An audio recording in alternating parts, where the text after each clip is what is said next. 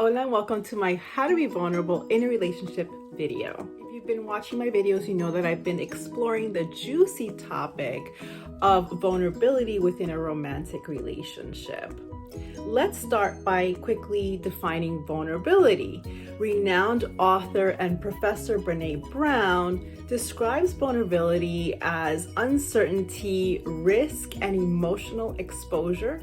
It's that unstable feeling we get when we step out of our comfort zone or do something that forces us to loosen control. In the context of a romantic relationship, I define it as opening your heart and allowing your own love to flow out to this other person, knowing full well that if the relationship doesn't work out, you're going to be hurt and experience a great deal of emotional pain.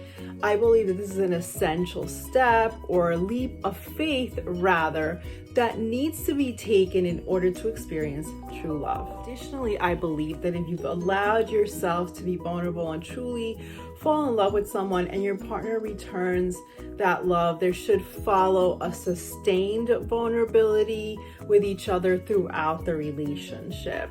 You should be able to stand before one another in a state of what I like to refer to as emotional nakedness, where you allow each other to see one another's authentic self with all of the good stuff and the not so good stuff out in the open. Allowing yourself to be vulnerable within a romantic relationship can be difficult if you've been hurt repeatedly or just hurt very badly by one particular relationship and you haven't taken the necessary steps to properly heal from those wounds.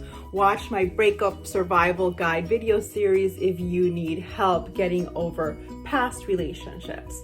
But even so, it may be difficult to let go of the protective walls we have built around ourselves. These invisible emotional barriers prevent us from fully engaging, allowing ourselves to be vulnerable, or trusting our partner. In this short video, I'm going to give you 5 ways to help you be vulnerable within a romantic relationship, so make sure you watch until the end. I want to explain here that I'm a heterosexual woman, so my advice will come from that perspective and therefore may apply mostly to others of the same sexual orientation and gender identity.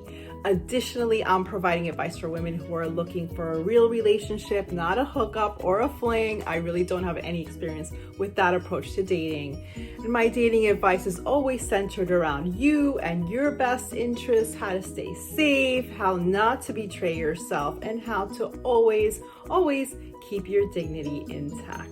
Chicas Poderosas, I'm Mari Rosas, self-love trainer, and this is my YouTube channel, Chica Power, where you learn how to fall in love with yourself first.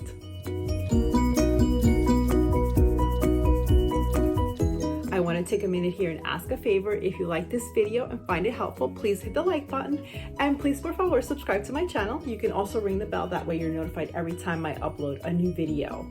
I'm very committed to help guide you through your self-love journey, and subscribing to my channel allows me to keep making these videos. So yes, basically I'm asking you to help me out so that I can help you out. Okay, chicas, let's get started. Number 1 is to love yourself first. Self-love is a central theme or core of this YouTube channel. It is my belief that once you fall in love with yourself, you will make better choices in your life in general, and this certainly applies to your love life. I'm going to be really honest here. Before I discovered the power of self-love, I was afraid to be alone because I looked for validation outside of myself. Before I fell in love with myself, I was trying to fill a void inside of myself with the love of others. But that's no longer the case. I now love spending time with me, so it takes a relationship that is truly special to improve on that. Self-love will positively affect your sense of self-worth, self-esteem, and raise your standards. Knowing that I have a great relationship with myself and that I will have my own back no matter what happens with my significant other makes it much easier for me to open up to someone else. Watch my comprehensive self-love video series if you need to work on falling in love with yourself. Number 2 is consider the alternative. As scary as opening our hearts may be for some of us, isn't the thought of never experiencing true love again even scarier? It is for me. It harkens back to that super famous quote by Lord Tennyson, better to have loved and lost than never to have loved at all.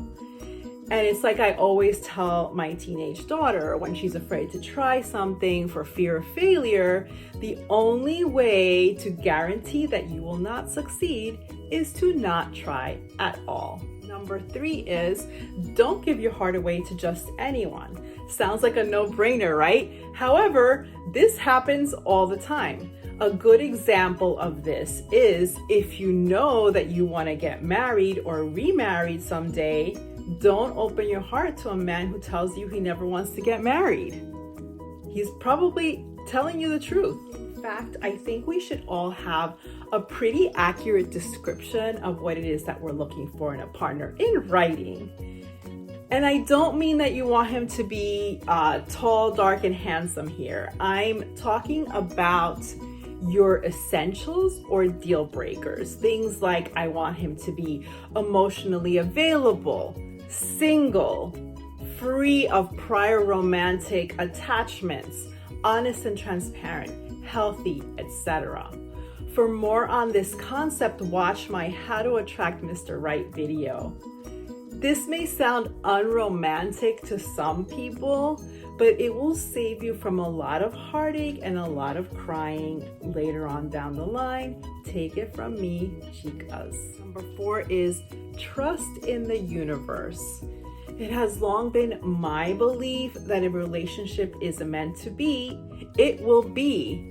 That doesn't mean, however, that relationships don't require any effort. In fact, I think when people get into their 40s and 50s, relationships do require more work than they did when we were in our 20s and 30s. However, I don't believe that you should have to force things if a relationship is truly meant to be. If you're both invested, you can find a way to make even the most challenging situations or circumstances work. Just make sure that you're both putting in the effort and it isn't all one-sided. Number 5 is use vulnerability affirmations. If you've done all of the above and you're still finding it difficult to open your heart and be vulnerable, try using affirmations. If you've been watching my videos, you know that I'm a firm believer in affirmations. Watch my vulnerability affirmations video for 10 affirmations that you can repeat out loud once or twice a day for a minimum of 3 weeks to help change your mindset and open up your heart. And lastly, you know that my Chica Power videos are not complete without a sprinkle of Latina sabiduría or wisdom. My beautiful mommy often used refranes to land her message. Today's nugget of sage advice is El amor lo pintan ciego, which translates literally to love is painted blind. This informs us that when someone is in love, they don't tend to see the other person's flaws. However, I'm going to offer a different interpretation. I think that in order to fall in love, you have to close your eyes and take that leap of faith, therefore rendering you temporarily blind for the sake of true love. Hope you enjoyed this video.